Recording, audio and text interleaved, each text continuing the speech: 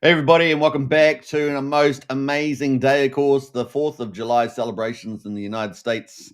Congratulations to all the Americans. That is a wonderful day. 249 years, getting into the 250th year. It's going to be epic and perfect that it's under Trump. This is going to be crazy. We're going to be checking out the OBBB, the One Big Beautiful Bill signing by Trump as well, hopefully. We've got a little clip there from CBS. You'll have to excuse the commentary, but it's coming up as well. So lots to celebrate. And, of course, we're going to check out PulseChain and the crypto as well as the stock market, which had a good night overnight. So that's all coming up, folks. We're going to check that all out. Hope you guys enjoy it. Very, very, very cool. All right. So let's get into it. We've got Frank in the house there. Bang, bang, bang. Pulse gang. Good to see Frank White in the house there. Big shout out. And we're going to get straight into it, I think. Why don't we do that? Get straight into it. We've got lots to talk about. We're going to check out all the favorites, of course. The Richard Hart core coins, PDI, see where that's going on the way up, I think. And, of course, Wrap Bitcoin as well. So we're going to check all that out today, too. Looks like we've got Brian in the house, have we? Brian's coming in there. It's a little delayed on the studio, but there we go. Bam. There's Brian. Good big shout out to Brian, one of our moderators. And, of course, one of our top 3 long-term supporters. So big shout out, Brian. All right, so let's jump into the main event. We're going to talk a little bit about some of the stuff we've got coming up. And that is around, some of the things I've been posting over the last 24 hours. So we've got this Blitz Royale coming up next week, probably Wednesday. Special PulseChain show, Blitz Royale coming up. If you want your project covered, plus something special is going to be obviously resulting from that, then definitely get in there. All you have to do is reply to the comment with your favorite ticker and why you like it. Follow Kryptonite Show and MVS Crypto. Join Telegram and like and repost. So get in there, folks, and get out and do that. So I'm going to post a link to that if you want to get your favorite project in there. Or if you've got several days to do that, so plenty of time. Put plenty of time for that.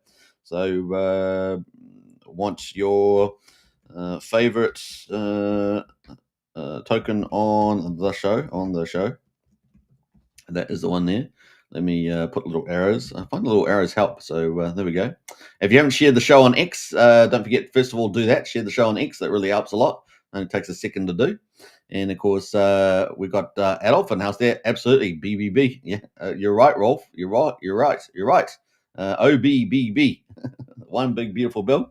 What else there? Let's get in here. So, yeah, if you want your favorite token on the show for the Blitz Royale, then, do some of the things in the list. That's all you have to do. And they're right there. Reply with your favorite ticker and why you like it.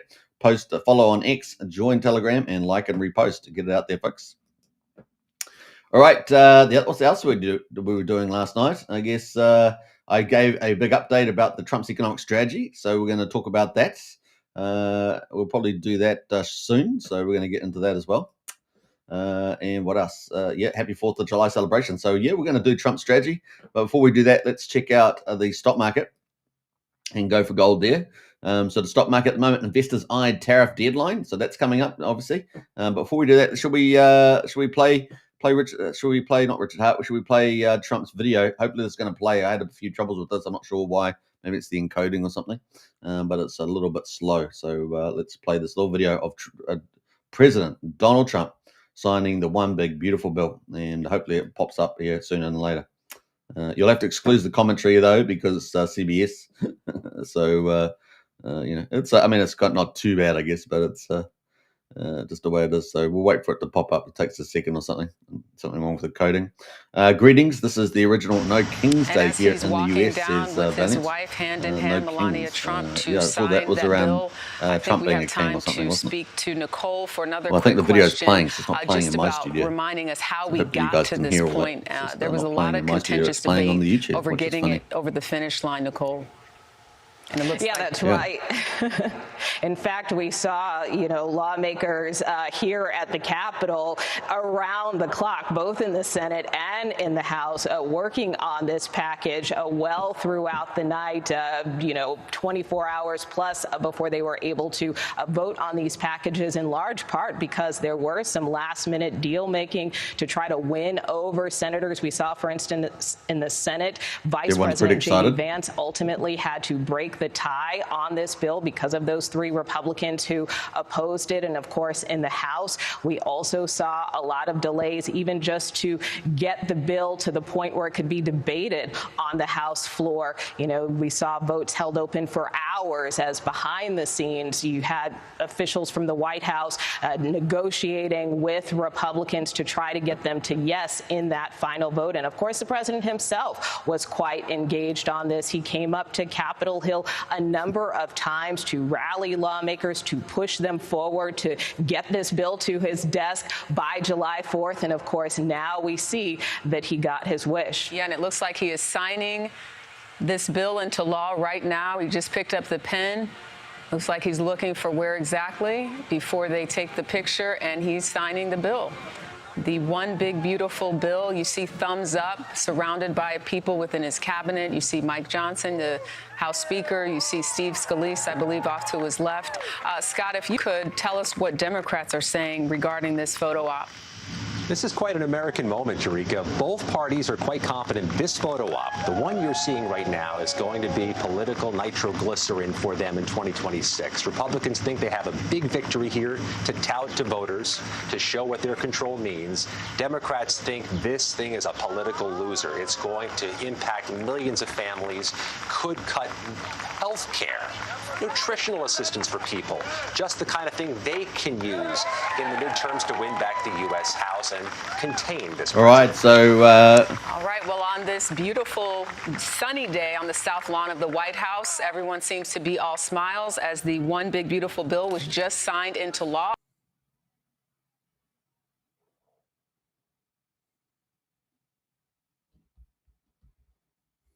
So looks like that played. It was delayed in the studio here, so I got a different rate that it was played. But yeah, pretty awesome day. What a fantastic day. And man, this is a big deal. You know, obviously the Democrats are utterly wrong, and the Republicans have made a massive victory here, and it's going to unleash the boom in the United States. In fact, we're going to talk about that now, how this is going to play out. So I hope you guys enjoy. All right, so that brings us into, now that the one big beautiful bill signed, Trump's economic strategy explained. So basically, what are the three big problems? Trade deficit, right? These are the big picture items. 1.4 trillion. Budget deficit, 2 trillion, with 50% of that in interest costs. And the federal debt, the 37 trillion, which is, otherwise the public debt, 37 trillion. So some pretty big problems. Now, Trump's solutions following the big beautiful bill, the one big beautiful bill, is a concept called parallel prosperity. Transition from public sector to private sector. That is the big mega theme that's going on here.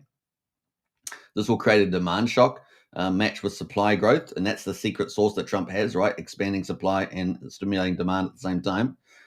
Empowering businesses, right? So what you see with the Democrats, they'll often use government spending, right? So it'll be public sector spending and not private sector. And they won't be expanding the supply side very well, right? So that's why we get so many problems with the Democrats amongst all their horrible social policies and everything. So that's kind of where we are there. Empower.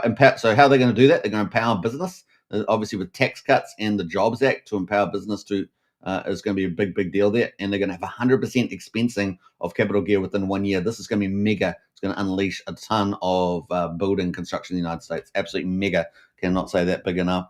Then, of course, we're going to have empowering working Americans, something that the Democrats really didn't care about at all. It's going to have no tax on tips, and overtime. Imagine no tax on overtime. You're going to lock people working harder, productivity increases, everything else like that. So it's going to be huge. People can earn a lot more money. 85% of seniors no Social Security tax as well. It's going to be popular. And then you're going to be able to deduct auto loans for made in America cars. So that's going to be very popular as well. It's a boom for cars. So obviously they're bringing in the manufacturing of cars, right? And that's pretty big, right? So they put these tariffs up to get all the car manufacturing in the United States. And now they're encouraging the demand side by buying those cars. And of course, the average benefit uplift is going to be probably around $10,000 for the average American family there. So it's going to be pretty incredible. Now, the big thing, of course, there's going to be a big capital investment boom. We already know there's over $15 trillion already in that.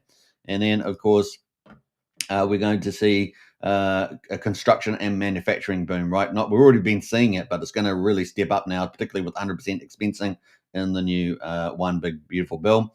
More jobs and increased real wages. And we're going to have a look at the chart there. So it's going to be way more jobs now. And already unemployment's going down at the moment, right? So obviously we're going to need some high skilled workers as well.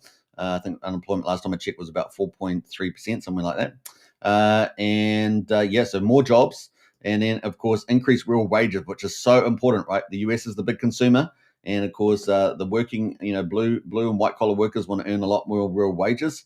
This has only happened under Trump in recent times since Nixon, right? So we're going to look at that in the chart.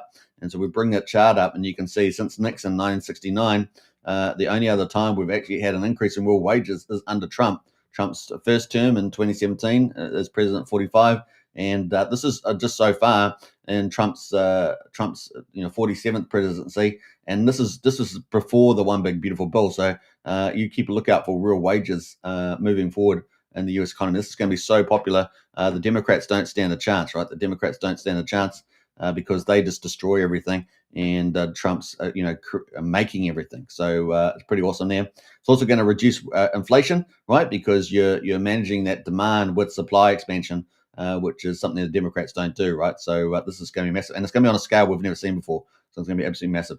The outcomes, of course, economic growth expected to rise above the CBO forecast. So the Centre Budget of Office, right? Central Budget of Office has got a 1.8%. This is the number that you hear around all the time. People say there's a big deficit with it. But actually, Trump's targeting 3 or more % growth, which would be unbelievable, right? To do that. I think the US has had that since something like the 60s or something. So it's going to be potentially massive, right? And I think it's going to be even bigger than that. I think that these guys are probably heading towards 5% plus. I mean, I wouldn't be surprised if we get to that. And that's just unbelievable amount of tax money in there. It's also going to be boosted by tax revenue, right? So we already see with this, even with using the CBO data, you got $2.8 trillion worth of tax collection through tariffs over the 10-year period. So even taking the CBO stuff, which is typically wrong, it's probably going to be quite a bit north of that. And of course, we've got the big tariff deals coming up, right? Which is going to be massive. We already know that Trump's going to send out a letter on the 9th. So they're not mucking around. They're going to be doing any long extensions. They've made deals with China. They've made deals with the UK, essentially.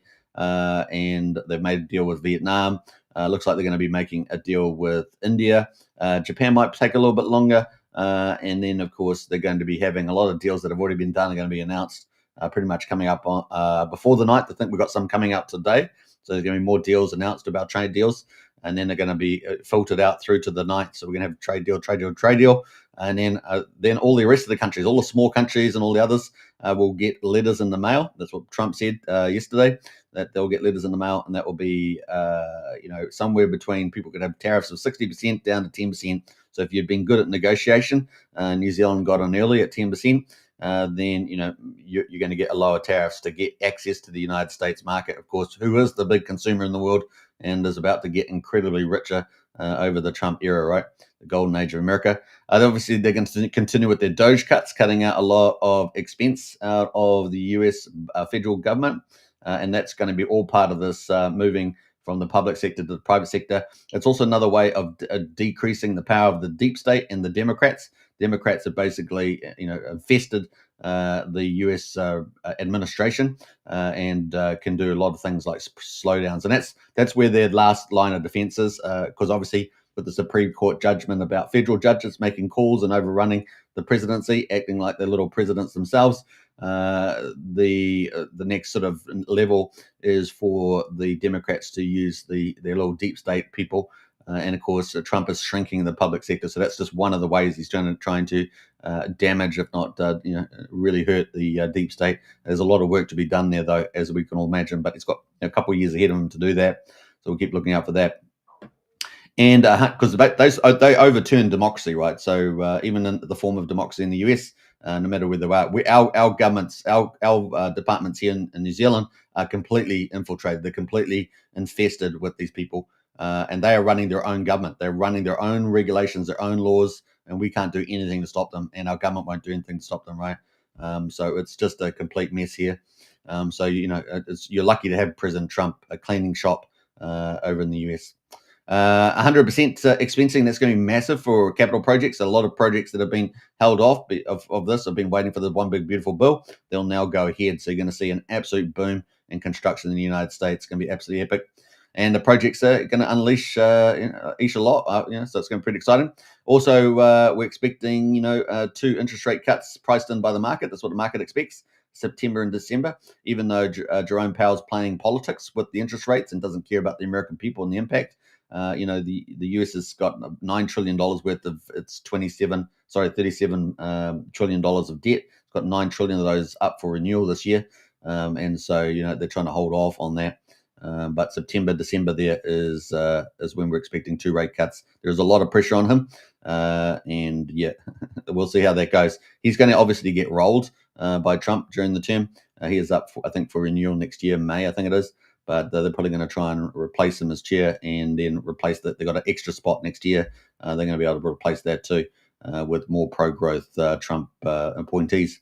Right. So, fantastic news there. So that is pretty much kind of some of the implications. I hope you guys enjoyed that, following out from the one big bill. Obviously, there's a lot of stuff in that big bill. I think it's like 1,000 pages. But those are some of the highlights, and that sort of gives you a good breakdown of the problems, the solutions, and the outcomes. And obviously, this is the macro picture, but at the family level,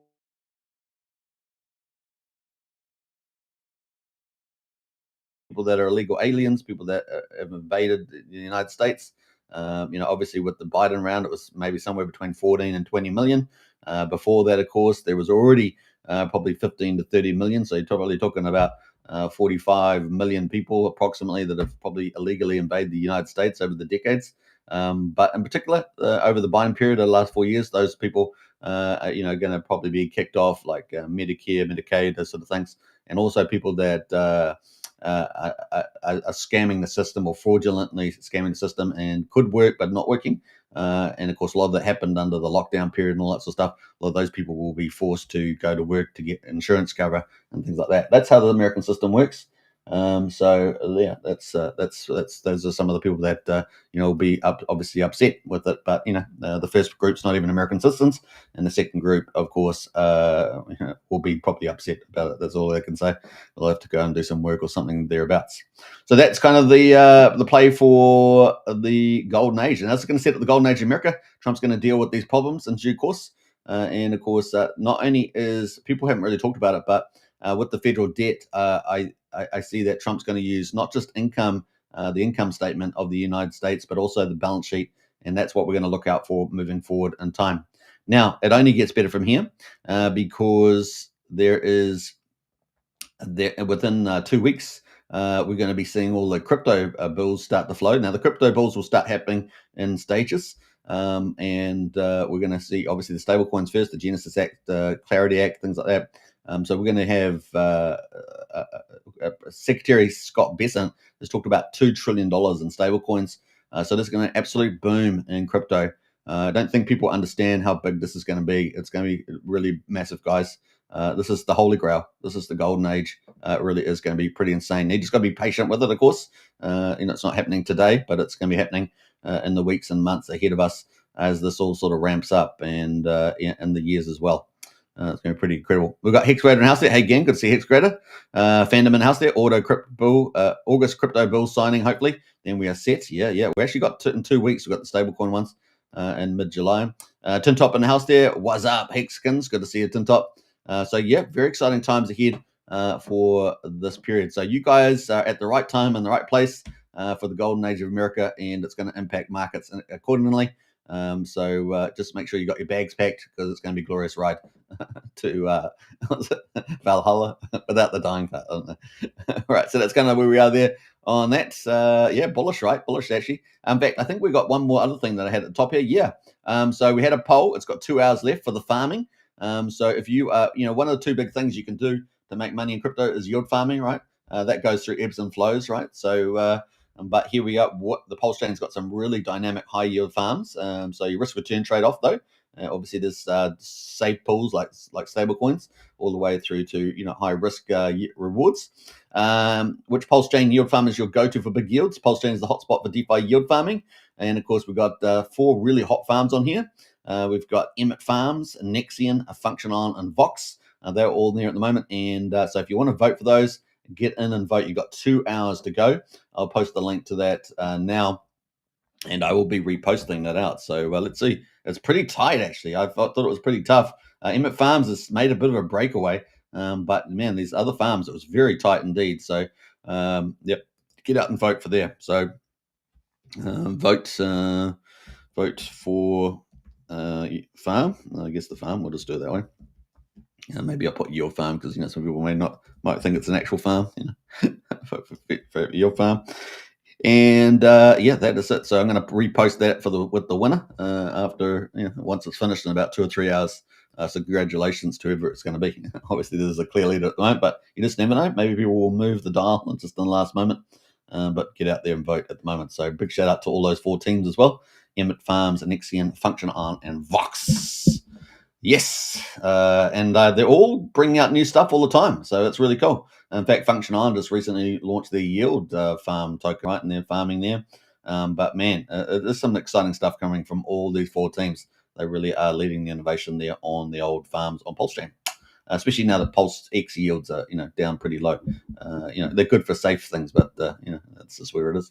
All right, let's jump over into the stock market and go for gold here. So with the stock market at the moment, it closed for Friday, right, the last day of the week, and boy, what a close it was. So Dow Jones up 0.77 percent, 344 points to 44,828. So almost actually, what's that the was it the day we already read this? I can't remember now.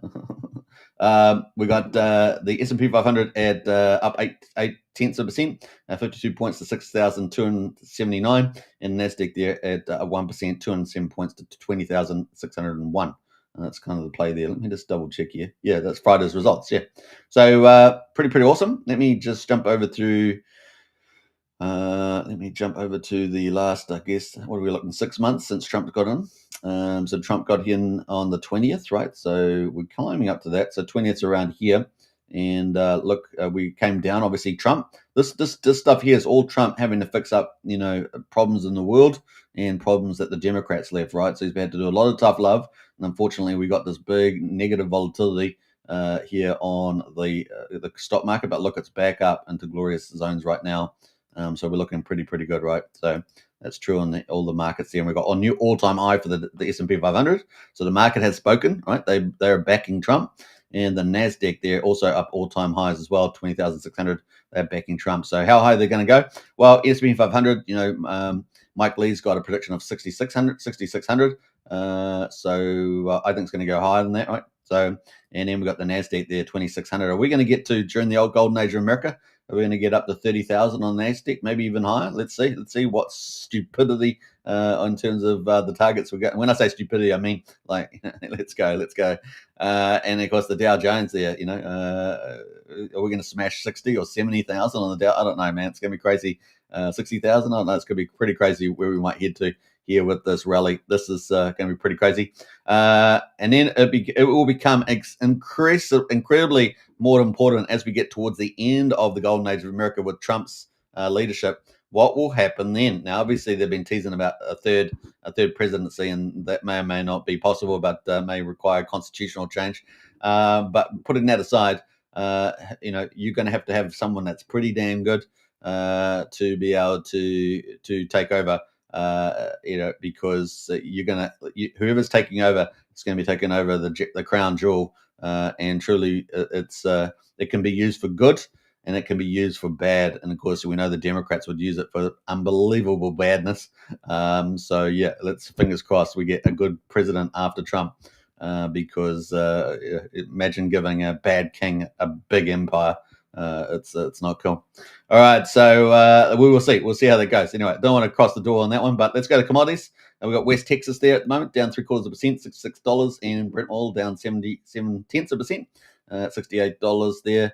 And we've got gold at 3,346. That's up slightly, and silver up slightly at $37.13. And we're expecting, as the golden age of America goes, we're expecting all these to rally, right? We're obviously crude oil probably stayed down on the bottom of the range, but we're expecting gold and silver to rally because we've got the M2 money supply at record levels. That's even delayed, so we're probably going to see that expand even more than if we get these 2 rate cuts in September, December, under a lot of pressure, given the fact that we've had pretty modest economic growth, and that's expected to pick up in Q3, Q4, but also the unemployment and employment results there supporting interest rate cuts as well. So, this maybe only so long that Jerome Powell can play politics, and we haven't really seen the tariffs come into inflation.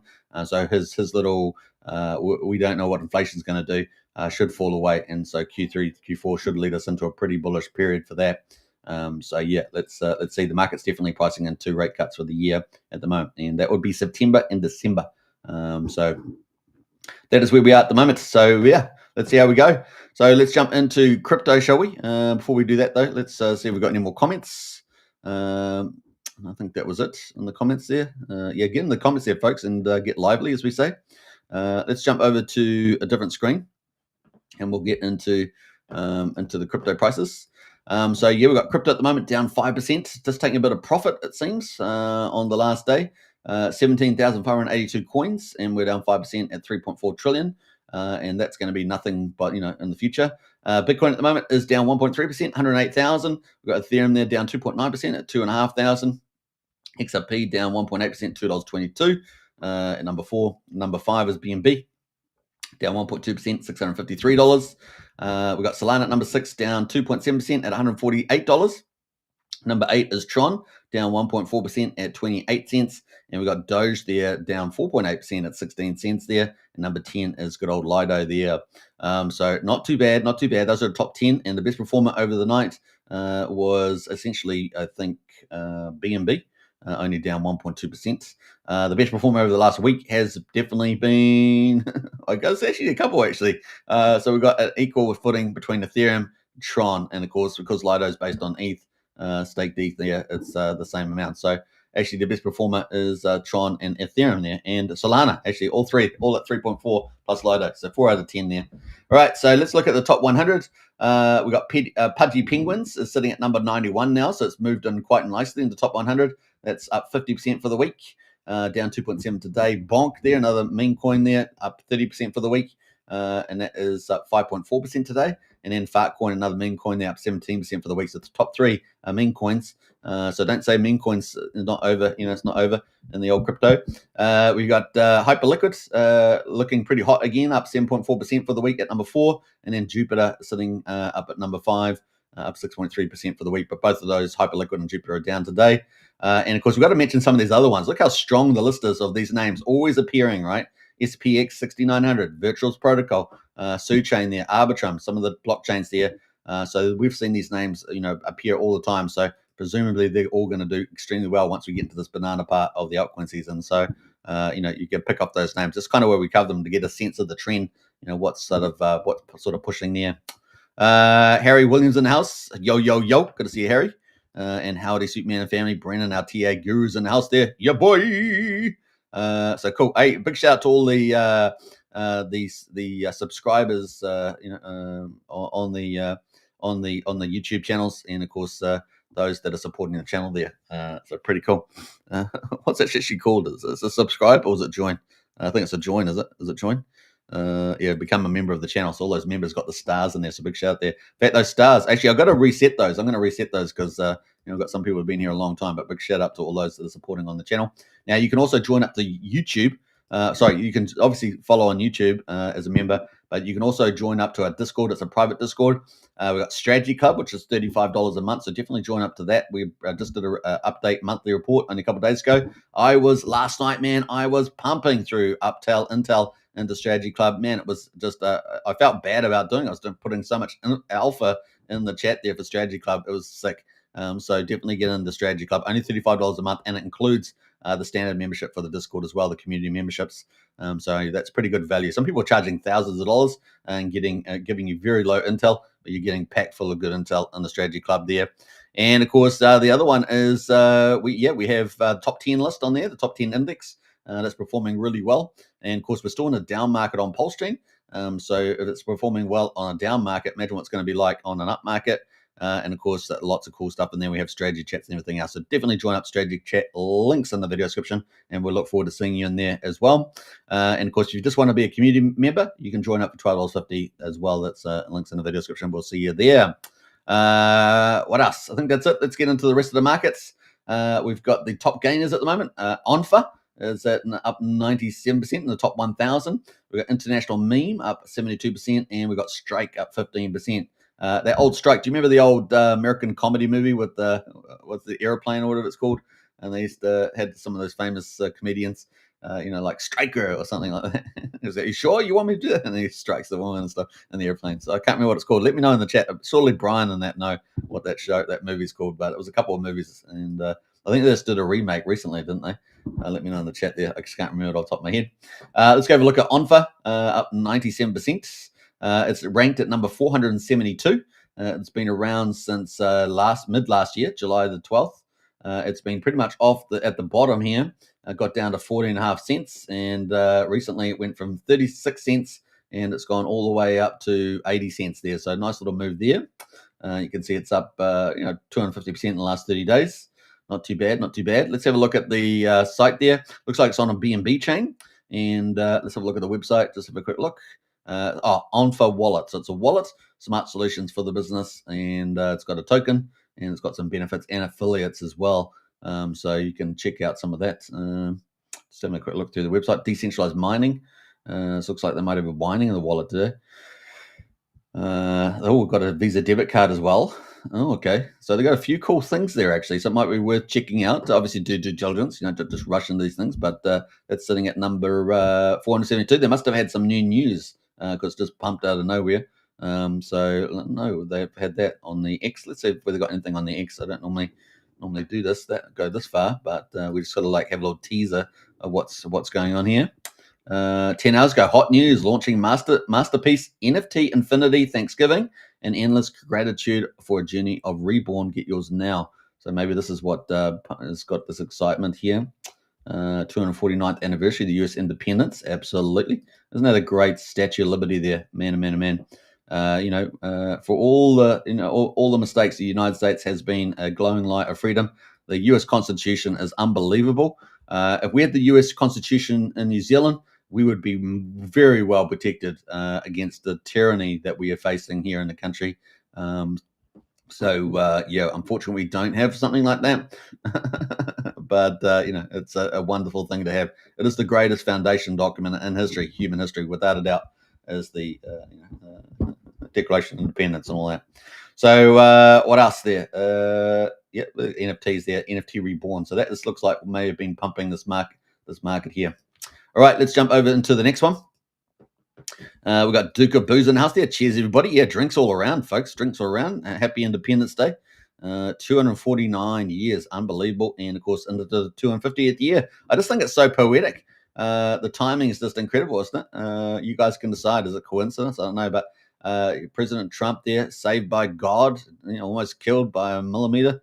And, of course, now is ushering in the golden age of America. And, of course, giving all glory to God. Man. Notice when you get the people that hate God and are anti-God, the economy, the whole societies go into turmoil and end up being terrible. But if you give glory to God, man, the blessings flow. And the golden age of America is coming. The golden age of America is coming there. All right, let's go here. What else we got? International Meme. Let's jump into that. We've got International Meme Fund, the IMF. I gotta love this. IMF, I love that. That's actually a really nice play. 949, so it's gone into the top 100, top 1,000, 949. And look at that chart. It's been pretty violent to the upside. So where was it down? It's been around since 23rd of November last year. We're down at 4 cents. We're now at 89 cents. Wow. Woo-hoo-hoo-hoo. And that's just jumped in. That's just obviously when it's above 1,000, it's high risk, high reward type of plays, right? Just think of that, but it is up 1,800%, 19x in 30 days. Not bad. IMF is a meme on a mission to catalyze a DeFi renaissance for the meme coin supercycle. IMF Protocol V1 is a proof of concept that issues money, $6.90 crypto stable against Pepe, while V2 issuance is against almost any collateral there. So there we go. Wow. So yeah, the IMF International Meme Fund. It's kind of a nice, kind of cool idea actually. Now it's on Ethereum. Let's have a quick look. We've got a couple of links here, but we'll go to the imf.bz. Launch the app, they say. So we'll take a risk there. app.imf, and yeah, bank the unbankable, dominate crypto using assets other lenders won't touch, get cartel intel. Sounds a little bit like Jacob's meme game, mafia game. We've got lend, borrow, accelerate, and amplify. What else they got? They've got a forecaster. I'm not sure what that is. Let's quickly jump on here. Got a forecast, international meme fund. They got credit cartel in control. So a little pretty interesting. Yeah, so that is that at the moment. So they got docs as well. Let me jump out of there. Let's have a quick look around this meme a little bit there. I'm going to close that down. And yeah, there's globe spin, or the globe spins, but pretty much they've got TVL is 60. They're saying 67 million here. And they got the lend, deposit and earn USDS, borrow USDS for MOG, accelerate, MOG accelerate, and then what they got amplify, pull MOG scale into USDS earn yield. There we go. So global funds, what's at 74K earned so far. So got lots of these cool sort of little projects down the bottom, which this one's rising pretty quickly. Let's quickly see if they've got anything on X as well. Let's see how that's going. Bam. They've got 12,000 followers. I mean, it's pretty good. Let's see. So yeah, just looking at the last data, and just 7 weeks in, IMF has funded millions, all under the radar. Soon we'll be on the map. You know what happens next. So there we go. Pretty bullish talk there from IMF. So kind of cool. Scrolling down. Bam, bam, bam, bam, bam. Credit is a weapon, IMF is power. So that could be a little rising start. We'll see. I mean, you got to do due diligence, but it's got some, nice little teasings there. Maybe that will end up being something. Some of these are always going to rise to the top. Certainly, I wouldn't be buying the top of that move at the moment, but definitely interesting. We've got Strike at the moment. Let's have a look at Strike. It's been around since 6th of July last year as well. Pretty similar time. And really, it's just been pretty rough ride. And then it's come down to $5.60, is now $8.10. So, modest gain there. And Strike enables users and developers to supply digital assets onto the platform to earn the dynamic rates provided by the protocol, and used that supplied assets as collateral to borrow other support assets on chain. So there we go. I could have written a little bit better, but let's jump over to it's on Ethereum. They don't seem to have a website here, interesting enough. communitystrike.org. Maybe that's the community one, but let's have a look at the X account. I have to pull it back again. Oh, they got a decent following. So it's amazing how many. This project is all the way down at 726 on the ranking, but they're good followings. 15,000. Decentralized finance based money market, and let's have a look at some of these posts here. Haven't had a lot of posts recently. But that is some of it staking their Strike and ETH. Striker. So there we go. Well, we're checking out. So those are some of the ones there. It's kind of nice cool little section of the show, isn't it? Just to check out some of these top gainers that are popping into the 1,000 or rising through the 1,000 up towards what I would say the top coins are in the top 300-400, right? You've got some decent quality stuff in there. Different risk return rates, of course, but there's crypto. And it's always nice to see some of the ones coming in the top 1,000. Trending at the moment, Bitcoin again trending. Hadn't been trending for ages, but today trending. BitTensor is trending at the moment as well, and Tron also is on the trending there. So a lot of the majors there, and plus BitTensor, interesting. I was hanging out with BitTensor some time ago, but that is where it is at the moment. So that is our crypto update. 4.7% down, 3.4 trillion. But Bitcoin is still well over 100K, taking a little bit of profit today after the big bill sign. We've got tariffs coming up though, and we're going to get a lot of tariff news over the days ahead. So all the way through the 9th of July. And I think the market's going to love that. And we saw the stock market rally on that. So there we go. That is where we are. Let's jump over to Bitcoin itself, and we can see our little strategy map, which is playing out very, very well. And we've got obviously a bit of a profit-taking day today, but we are getting ready to wind up for that next move, right? And the old crypto range moving up to probably 120, 130 mark. Probably get that happening out of the blue. So yeah, the one big beautiful build that's happened. We got the SEC. So for PulseChain, which is the 7th. So not Saturday, Sunday. So Monday US time. That will be the final day. The SEC appeal on PulseChain and Richard Hart and everything. That's the final of the final, as they say. that will be it. And so what will happen then, right? That's just coming up too. That's only on Monday, US time. So pretty cool. That'll be Tuesday down under. And then we got going to get all these trade deals done and letters sent out by the 9th of July. So we'll probably have only a few of the larger deals probably proceeding after that, such as Japan. And we'll see how that all plays out. But you're talking about up to 175 countries or something will have either a deal or a letter sent around tariffs and access to the US market in the age of the golden age of America. So you can say, oh, so what? Who cares? I don't have to deal with the US. But you're going to miss out on the golden age of America. And that's going to be a big deal. It's going to be a big deal. So people are making deals. That's why they're jumping over. They publicly, they go, oh, we're globalists. We want to wreck everything. But on the other hand, they also see that Trump's going to make us rich. So we've got to be on it. That's the thing. So if you're wondering why they all get into it, because these little globalist demon rats like money, right? They like power. Power's the number one, because you get power, you can get the money, right? So, but when you got Trump in the house there, last man standing in the West, right? So there we go. We got $108,200. We'll see how we go. And the other one, of course, is we've got the mid here. I haven't got it actually in here, but we've got mid-August. We've got China, but I wouldn't be worrying too much about that now with the trade deal. But actually, let's add another one in here for. I probably should have added this. I was going to update this. I just kept mucking around with it. But in mid-July, so where are we up to about here? We have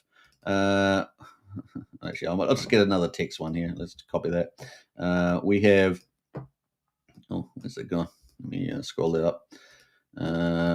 We have the stable coins, right? Stablecoin X stable coins. So this is going to be crypto week. So that's coming up ahead of us. So that's going to be pretty bullish as well. See what I mean? We've got this constant news flow. And then, of course, we've got the China thing. Then we're going to have interest rates mid-September. And then, of course, I've got here Q1, Q2. In fact, I'm going to take this line here all the way through to the 1st of July. The 1st of July here. And I'm going to take that all the way through to the end of December, right? So that is the it was the end of December over here.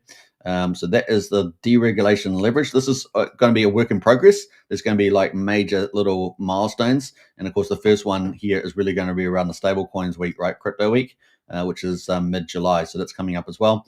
Like the Genesis Act, Clarity, I think it is as well. So keep a look out for that. Remember, Secretary Scott Bessent's talking about up to $2 trillion. And we're talking major money. We're talking about transformable money. Remember, the market cap of crypto is at the moment 3.4 trillion.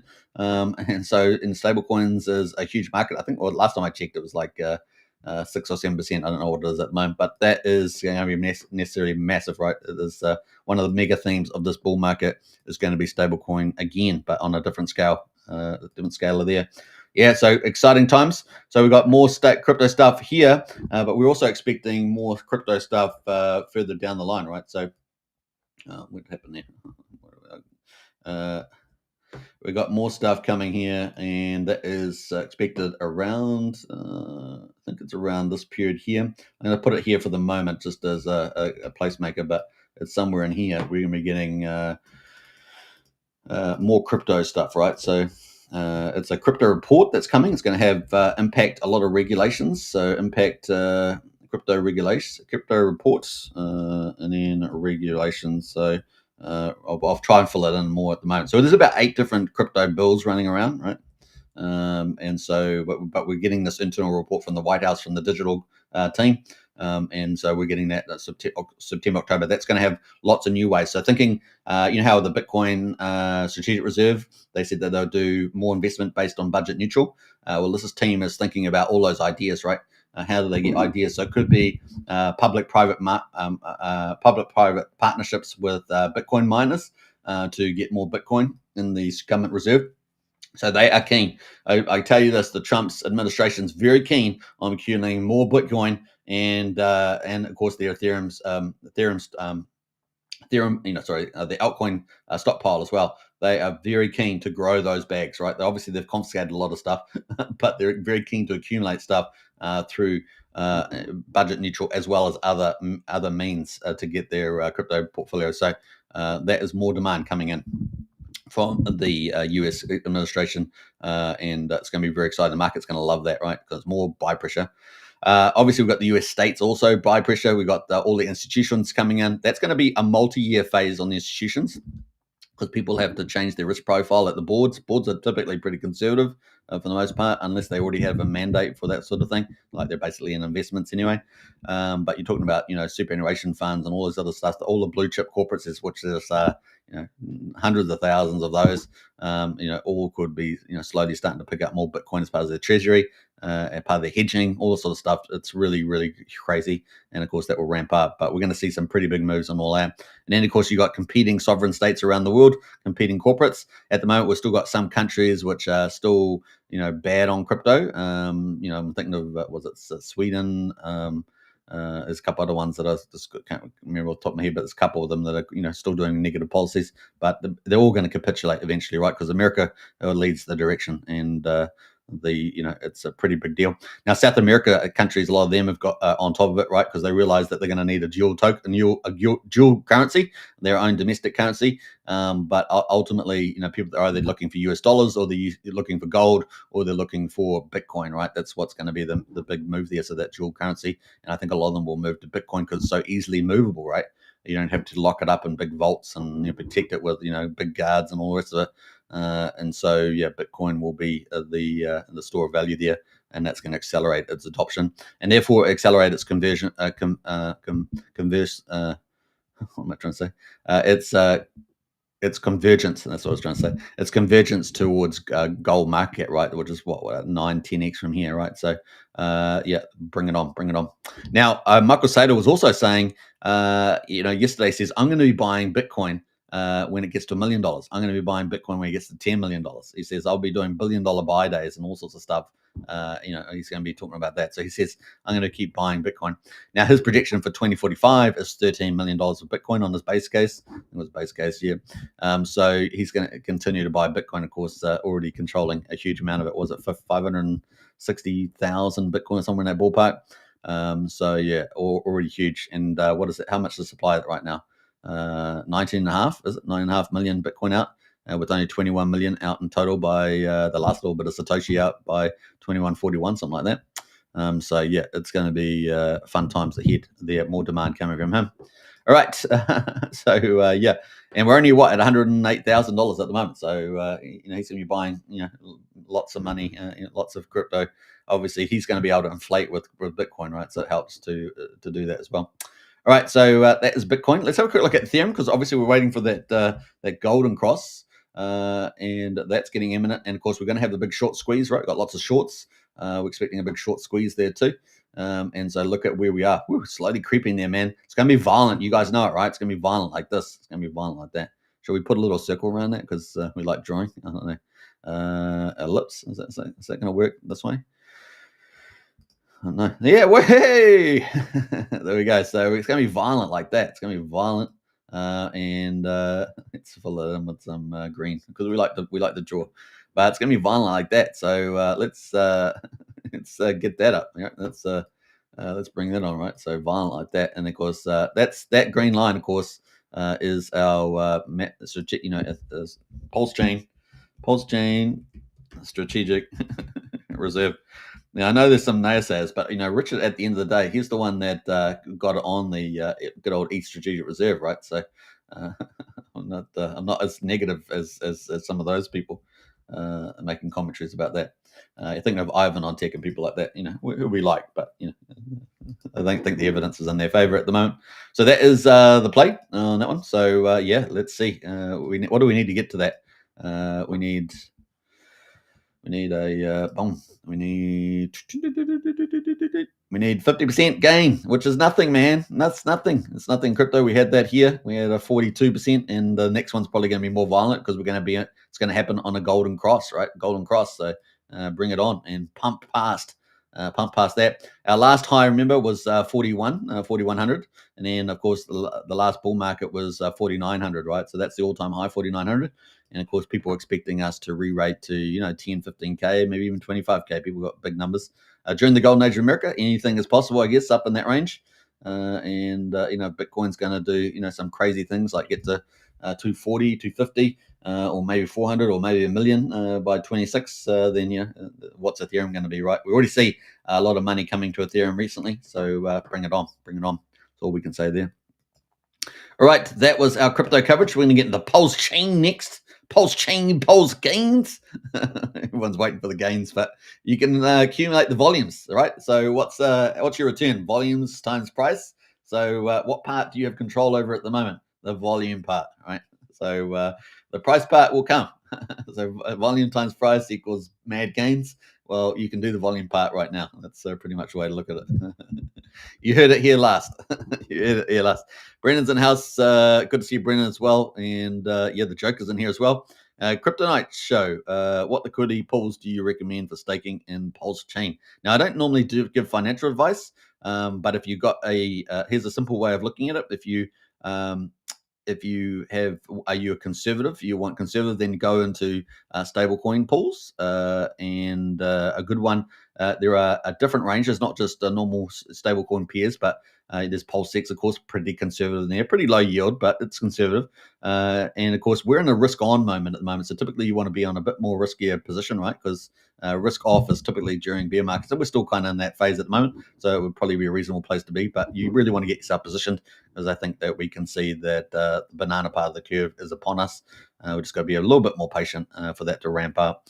And maybe interest rate cuts in September is really the last catalyst there. And M2 money supply and all the rest of those bullish things. Otherwise you go to medium there. You'd probably go for some popular peers that have a lot of liquidity support. Richard Hart Cause and some of the other bigger projects on PulseChain. I often talk about Magnificent Seven. You've got to be, it's not all those I would be consider, the lower risk in, but Richard Hart Cause and things like that. Some of the blue chips, maybe PCC Degrays, things like that. And then, of course, then you get into the high risk, which is just about everything else, right? So that's kind of the way I look at it. Maybe Richard Hart Cause and some of the top DeFi pools, like some of the top DAOs, particularly some of the top DeFi pools, they're pretty low priced at the moment, so you might get a lot of X upside too. So you can think about that, liquid loans and other things like that. So they're really being discounted there. That's some sort of the way you could look at it, right? So we're going to have more on this on Yield Farms coming up. We're going to have a lot of education around that, but that's just a little bit of a teaser of the way you might look at it. So hopefully that helps. And if you check out if you want to high risk, there's a range of risk profiles on the 4 farms that we're currently talking about at the moment, from Emmett Farms through to Function Island, through to Vox, and through to Nexion. And they also have more products coming down the line, more pools and more products and more partnerships, I think, from all those teams. So keep a lookout for that. They're kind of the frontier farms at the moment on PulseChain. And they're going to probably continue to be for some time to come, because a lot of them have a lot of cool things there coming out. So hopefully that helps a little bit. All right, shall we move on and get into PulseChain? Good question though. Thanks, Joker. What else? Where are we going here? We're going PulseChain, right? All right, so day 785, OMG. And the year of 249th year of 4th of July. We got Pulse at the moment at quadruple 0251 at 1.6%. So a little move there. Remember, PulseChain is the ocean. So if it goes up, then everything goes up. And what you're trying to do is outdo that in the little bull run. And so you got to pick up, PulseX and other tokens, different risk rewards in there. On top of that, right? You're always trying to outdo the ratio of Pulse, right? So we got PulseX at the moment at quadruple 0176, is down 5.2%. So it's a little bit surprising, but we've had a big whale smash that quite a bit on the PulseX. So it's actually a good time to accumulate PulseX. Really good time actually on there. Obviously not financial advice. Do your own due diligence. It's just my own opinions. We've got incentive token there. So before we get that, we're at 7.33% on the buy and burn on PulseX. We're at incentive token $1.48. It's down 2.17%. And we've got, I just want to talk about the Pulse and PulseX quickly. PDI is obviously on a run at the moment. And we know that BetaBank is coming. BetaBank will be using PDI as collateral, but it's also going to be using Pulse and PulseX is what I expect there. So that's another supply sink for Pulse and PulseX, another demand as well for Pulse and PulseX that people can put their tokens in there rather than selling them and get collateral and go maybe buy something else with that. So that's anything that's going to be a use case for these is always bullish, right? And you just keep laying them on. Anything that's pulled on PulseChain helps layer on more of that. And so if you get some big use cases, maybe BetaBank will be a big use case. We'll see. Obviously, liquid loans was a big use case for Pulse. and Power City did the big use cases for PulseX and Hex, and then of course we had the ink printer come along from Liquidity Fork as well, do a nice big use case for INC. So there's lots of cool use cases there. We see a lot of reflection tokens using delivering returns in these PulseX, ink, and Hex. They've been very popular. So definitely over the last 3 to 4 months. So there's lots of use cases, and the bigger the use cases, the more impact it's going to have on price as well. With these, so exciting times. Hex at the moment is INC at $1.48, down 2%. We got Hex at the moment is at 53 hundredth of a penny, so it's actually up 4.4%. And I said Hex is just really underpriced, and it's got the thinner liquidity pool, so it could really pump. INC is probably definitely the best at the moment, given the view. But I wouldn't be sleeping on eHex as well. Hex is only 1700th of a penny, is the original Hex, so one of the 10,000X. I know it's not on PulseChain, but it will benefit. BankX is slowly selling out. Last time I think they were at 180 million. They might have less than that now. And we've got this FlexNet coming, second layer protocol on Ethereum coming from Dipcatcher, who I've always been this big supporter of. He's done some amazing stuff for the ecosystem, and that could really create a nice little use case there too, wrapping that up on that second layer, which is pretty exciting. Now, I was going to jump from here, but I want to get to pulse ratio, the PulseX ratio, and we might do it on the chart. So 0.7 at the moment. So it's definitely come down, but it's still in that mega uptrend as far as I could tell. So we're going to go check that as well. Gas prices, we're at 1 million beats, 9/10 of a penny for a swap at the moment. So still super cheap on PulseChain, obviously, with prices down. Validators at the moment, 50,456, pretty similar to yesterday. Not too much change there. And the bridge, of course, you guys know, we've been dropping bridge alpha here. We are up $83 million. Woohoo! Let's check out the snapshot I did the other day. The snapshot I did was on the 3rd, and here we are on the 5th. This is Kiwi time. So $81.6 million we were at. We're up 1.4 million at 83 mil. So there we go. That's pretty cool. 1.4 million. Our DAI has definitely been climbing again. So woohoo! Get excited, guys. Get excited. In fact, sorry, I must apologize. I was supposed to do a 4th of July party, and I forgot. So let's do that, shall we? 4th of July party, and let's go. Bam. Fireworks. Yeah, happy 4th of July. Woohoo! Happy stable coins. Happy stable coins. Yeah. All right. So there we go. So congratulations, everybody. Happy 4th of July. And the PulseChain bridge is reversing. We've got capital coming in, not leaving for once. It was pretty brutal. But here we are again on the up and up. So yeah, DAI was 17.6 million, and we're back up to 18 and a quarter, almost 18.3, which is pretty exciting. So that's about almost $700,000 more in DAI, which is a great little reversal there. Remember, we used to be up at like 22, 23 in more recent times. ETH is gone from 6,745 to 6,984, so almost at 7,000 again. USDC was 14 and a quarter. We're now at 14.4, so we're up 150K on that. Our ETH is pretty much up about 130 ETH as well. And of course, our USDC is pretty much the same. It's down about 6K.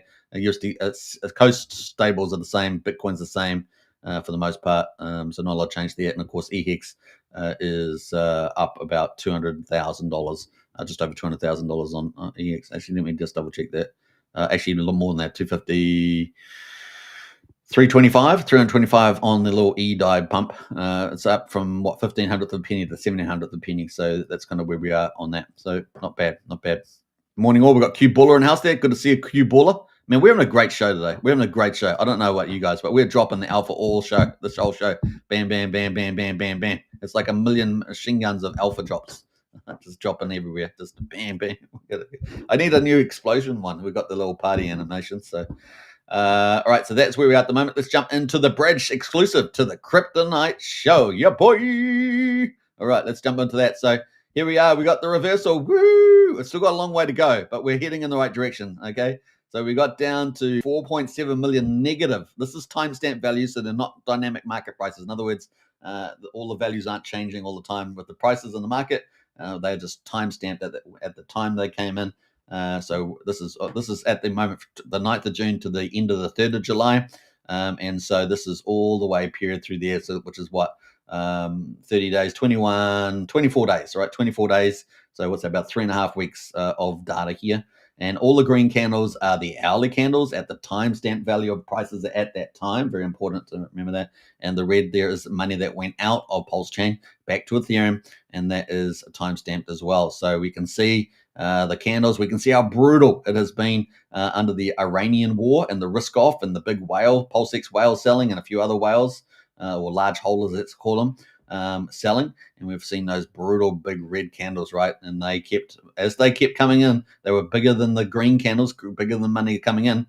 And so the yellow area is the accumulated net, right? So that's if you take in the money that came in an hour, less the money that went out, that is a net amount, right? That's a net amount. It was either surplus or negative. It was either leaving PulseChain or coming on PulseChain. But you can see that this hour here, we got 196,000 in, but we had 561,000 out. So that was a negative amount. And you can see in the yellow, it just drops down. So we dropped from 1.2 million negative down to 1.76 million negative, right? So that is how this chart works, right? So the yellow area just got getting worse. Money was leaving PulseChain. We had the Iranian issue and the bombing and all the drama, and we had the PulseX whales smash, smash, smash, bang. We had a few other whales in Sun Mini Mill. One whale rolled that chart over. So we had all these sort of things happening. And then we sort of calmed down a couple of days ago, and we were like moving sideways at 3.3 million negative. But then we had some more whales coming in and selling more. Probably their final stack coming out here. 738 million went out in 1 hour. And we went from 3.6 all the way down to 4.7 million negative. Pretty bad, right? Pretty bad. So not a lot of fun. Now, obviously, that's one key indicator of how PulseChain is going. It's not the only indicator, because we have stable coins on PulseChain, still a decent amount. And so they can buy up the market and push the market up green. So there's all that, right? And there's different ways of doing that. So, and we do have other sort of little bridges that are, doing on-chain to on-chain transactions. But here we are, 4.7. And the good news is that we have been reversing over the last couple of days, and we have been slowly climbing back. Yesterday, we got pretty much back to where we started back here at 3.3, 3.4 million negative down. But the good news is that overnight, over the last sort of 24 hours, we have managed to start climbing back up. And we are only now down just under 3.1 million, almost about to break that 3 million. Fingers crossed today. We'll see if the sentiment continues and we can manage to claw back all that money that left, and it will claw back and we'll get back into the positive. We want to get it back up here, right? We want to get the yellow above the green, not below the green, not below the red, but above the green. We want to get it to flip, the great flippening, and we're seeing that slowly happening. So pretty awesome. So how much is that? So we were 4.7 million down, and then we got down to 3.1. So that's about $1.6 million, and not only in a couple of days. So fingers crossed, things can happen, right? Pretty fast, and it just shows you that people were looking at PulseChain. People are looking at PulseChain, and you got that money coming back and over. Kind of cool. And you can see, the green candles coming in. We had the 343,000, 200,000, 171, and there'll be a mixture of traders and investors and retail and all sorts of stuff, coming in there. And so in the last couple of hours, look at that, 150. Last hour, 11 o'clock my time, which is about an hour and a half, 2 hours ago, we had 113. So we had a couple of good candles come in today. And of course, we didn't have much money going out. Pretty cool. We did have one candle, going out in the morning. That was probably about 2 o'clock that went out 200K. But we had some good money coming in, which saved the day and kept our trend going, right? So good news there around the bridge. So feel good about that. We'll keep watching it. We're going to keep monitoring, exclusive to the Crypto Night show. And we've got more coming in that space. All right, so let's move on into the markets. $28.8 million. So we're doing pretty well with the markets lately. Obviously, we haven't got big green candles, double digits, so it's not particularly bullish, but it's still good volumes. We were sitting down at 12 million. I know it's largely negative, but we're sitting at 12 million, and we're now at 28.8. Hopefully, we get this on a green candle where we've got net buying. We've got 435,000 transactions, so that's pretty good. So we were doing well below 400K transactions, so we're now back over. Some of the big moves at the moment is G-Baby, which I think this one is related to, what was it? Brennan, you told me the other day. I think it's, is it one of the Maria ones, James Maria? Let me know in the chat. I just can't remember off the top of my head, but that's up 20%, $5.77. We've got BFF, which I think is an OG Web Chef, right?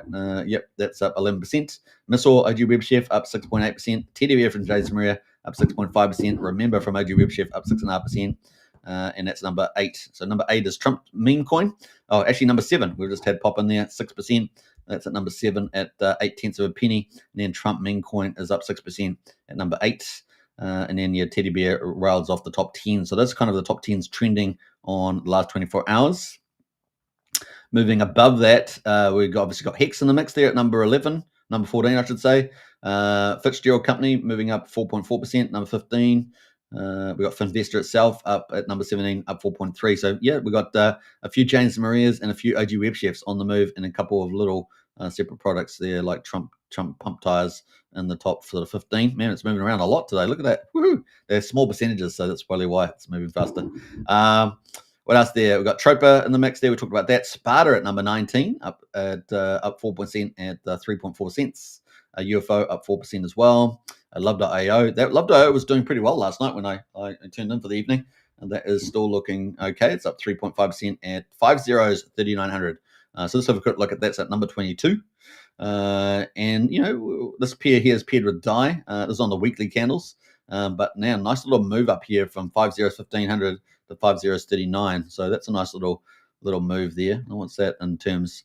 140%. So there we go on this pair, this particular pair. That's not bad. And what's that? 2 weeks? Within 2 weeks.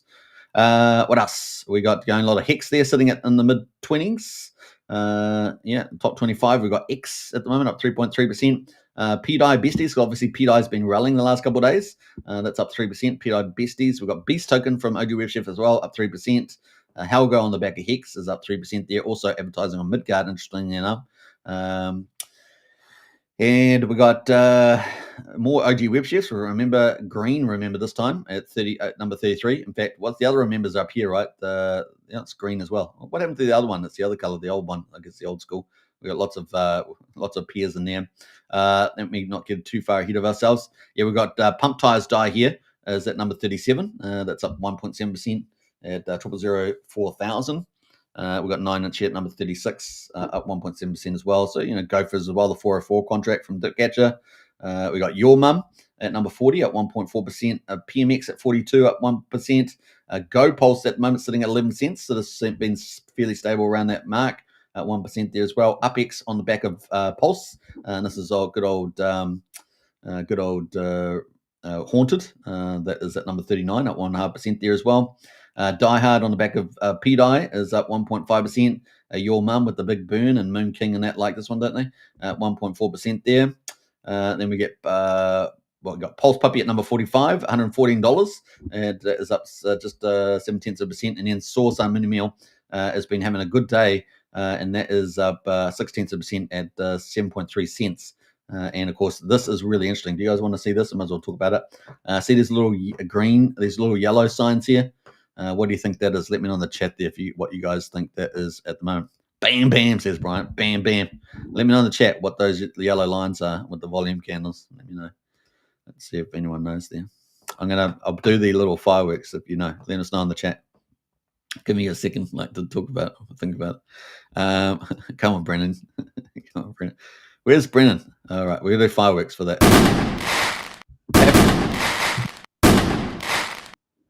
Happy 4th of July, everybody. Happy 4th of July.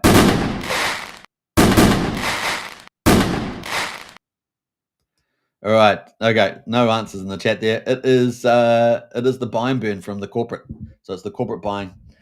So you can see here back on the second here, it's almost this profile. There's another one here, of course. I guess this one here. But this is the corporate buy and burning, right? So pushing the market up, and then of course here they did a double buy and burn. So that's 11K each. They're always doing 11,000. So 11,000 plus 11,000. So it was a 22,000 buy, and look, it pumped it right up. We had a little bit of gap there. It got pumped.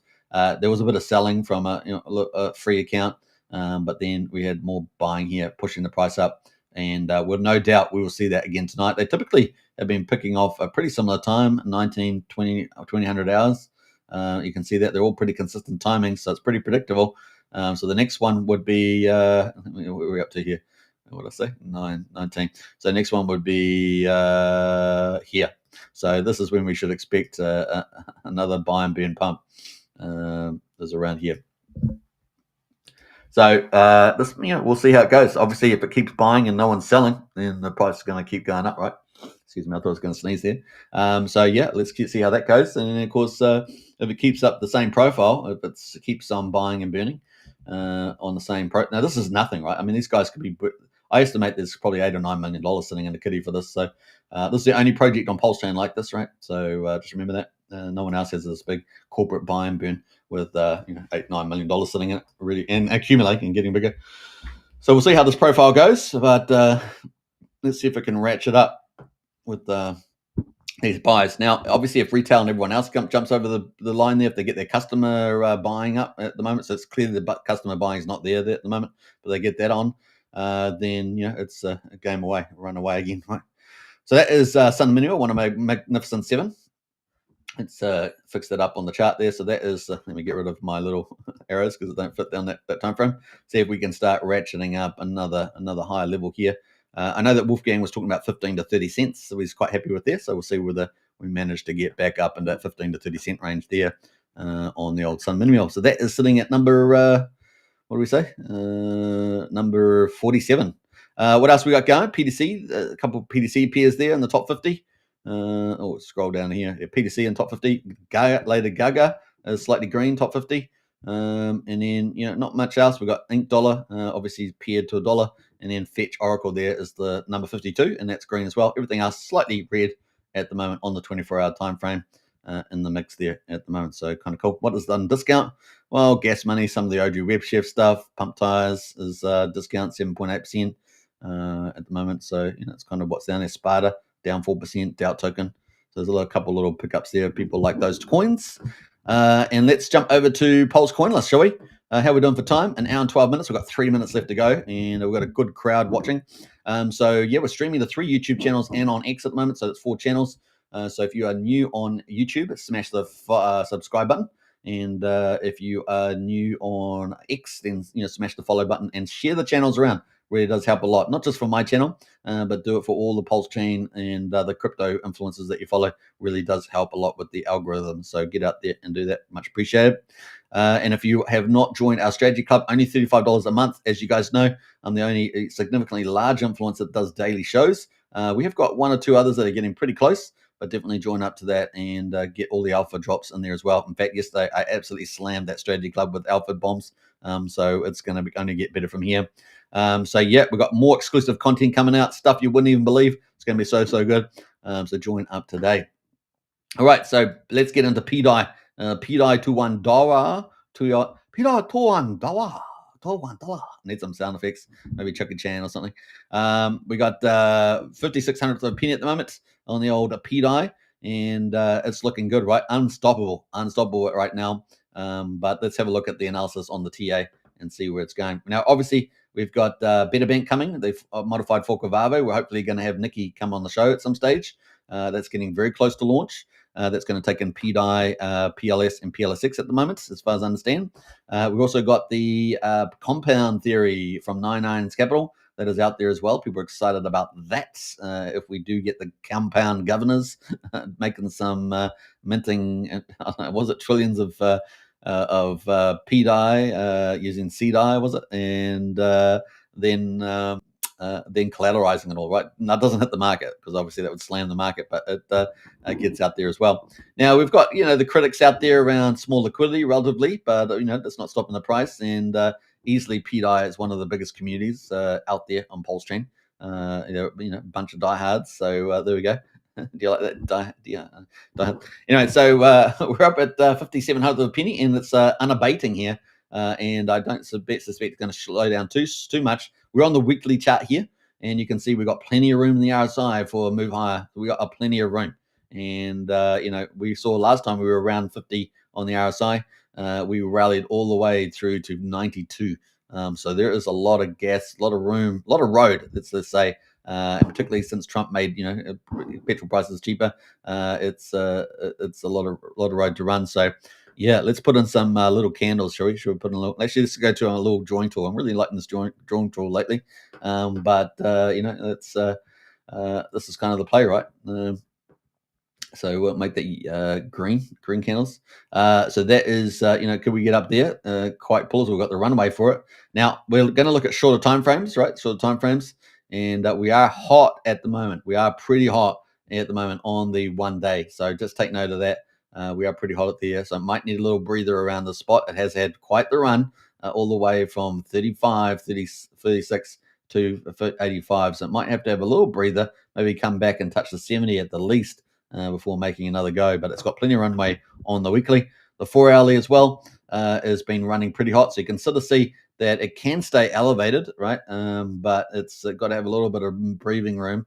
We're definitely on the down on the 70 at the moment. So, is it going to come back a little bit, touch the 60 before moving on there? But just, take note of that at the moment. Now, we'll see. We'll see how that goes. But that is just tended to probably have a little bit of a breather at the moment at this level. But you just never know. You just never know. Did we have liquidity on that? I think we did. Liquidity 35 million, it says on here. But, that moves around pretty fast with the price, right? Pretty fast there. All right. And we'll keep an eye on when Betterbank comes, coming there. Now, some of the other ones at the moment that have been on the move, besides PDI, is Rat Bitcoin, right? Look at this thing. Woo! $763, baby. This is the PulseChain fork of Rat Bitcoin. Rat Bitcoin, of course, is custodial on the old Ethereum chain, right? It's custodial over there. In fact, let's bring up Coinbase, shall we? Let's bring up Coinbase. Have a look for that. You bear with me while I do it, of course. Do I have the time? To do this? Hour 16. I don't know if I do have time to do it, but we'll let's see if we'll Rat Bitcoin. Let me just type it in. Hopefully it will come up without me having any troubles. Let's see, Rat Bitcoin. It's got to be this one, right? So let's have a look. Circulating supply here, 128,000 Rat Bitcoin on Ethereum. And this is, so it's only a subset of the Bitcoin, right? So it's 128,850. This is what it is today. Not one, the fork happened, right? Back on the 10th of May, 2023. And of course, Bitcoin there at the moment is, there is 9. I said 9.5 because I couldn't remember. I thought it was 19.8, but I didn't say it. Circulating 19,887. So going to remember that. I might just round it to 19.9 now. Remember, there's only ever going to be 21 million Bitcoin. Pretty interesting. So apparently yesterday, was it, where there was a wallet that was dormant on Bitcoin that had like 10,000 Bitcoin or something that moved for the first time in years. There's always that drama going on there. But anyway, that's the midpoint. So 128,000. And of course, we got our own version of that copy at the moment. And 763. So real mad gains on Rat Bitcoin. Let's have a quick look at the Rat Bitcoin quickly. I'm just keeping tabs of the time. 18 minutes. Man, we are going overboard. But man, look at that move. Pretty exciting. And Rat Bitcoin on the move there. I was hoping that Betterbank would have Rat Bitcoin as well, using that as collateral. That'd be pretty cool. So I'm not sure whether Nicky is there, but I might talk to him if I do see him. But that is up 140% inside 10 days. So nice little move there. The all-time high was, around about 2,100, but we did have this little blip back here, which was 2,674, a little God mode candle in the mix there. So we'll keep a lockout on this. But so far, the chart's looking pretty good so far. I don't have an RSI, so let's put an RSI. See where the measure on this is, but I think it's got plenty of room as well.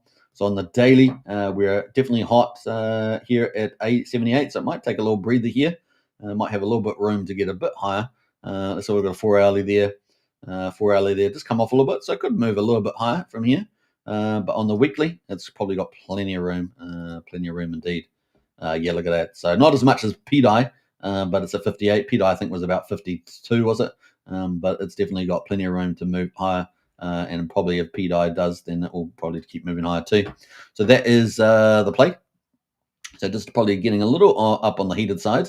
Probably needed just a little bit of breather, but you just never know when these things go FOMO. Trope has been doing pretty well for the week, up 62%.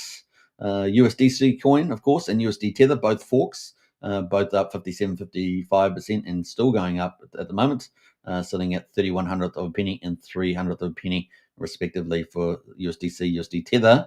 What else we got going here? Just looking at some of these forks, of course. We're going to wrap it up shortly, but we've got RV tokens been on a big move this week too, right? Up 49%. So now RV, another fork there, and what else? Scrolling down. Pax Dollar's been doing well this week too, up 46%, 18% today. So Pax Dollar has been doing well. Yeah, so I think we're Chainlink token, but Link up 63% as well. Another fork one there. Speak with Fork Tongue, Bancor Network up 63%. Matrix Die up 81% for the week, 6%. So yeah, lots of still cool stuff going there. P, of course, Die Hard up as well on the back of that. That's not a fork, but it's on the back of PDI. Yeah, so some pretty nice moves there, right? Some pretty nice moves there at the moment on the old PulseChain. All right, that's going to wrap up our coverage. An hour and 20. Man, I went for a full hour and 20. That is crazy here, but hey, happy 4th of July. The golden age of America has started. It's only going to be epic from here. Bring it on, bring it on. Massive investment unleashed, massive tax breaks, massive deregulation, regulations for the right things. It's going to be absolutely glorious. So enjoy the bull market ahead. More money printing, rate cuts. Let's bring it on. Let's bring it on, and good times for everybody. All right. Hope on that note, we're going to jump out and catch you on the next show. All right. Shall we hear from Richard Hart? We probably should on the way out. Peace out, everybody. I'll catch you on the next show tomorrow. Stay tuned. Stay tuned. A mystery. It is a repeat of the debt cycle. A giant green candle at any moment because it's easier to get them, because it takes less economic energy, because there's less of it for sale. Not a mystery. It is a repeat of the debt cycle. They are rolling the debts. They are doing the same thing. Each cycle is not to do with a halving cycle, nothing to do with any of that. It's all driven by liquidity cycle and funding of debts. Each phase, we get phase 1 of the banana zone, banana number 1. The corrective zone, banana number 2 comes. Another correction, banana number 3. So this is the banana zone. So that's what happened in 2020, 2021. Off we go. Sorry, that was 2017, which again looks very similar to this one. That was the last one. Here we are now. It can't be clearer to me. I've shown you the macro evidence, the technical evidence, the sentiment evidence. Everything here suggests to me that hold on to your hats.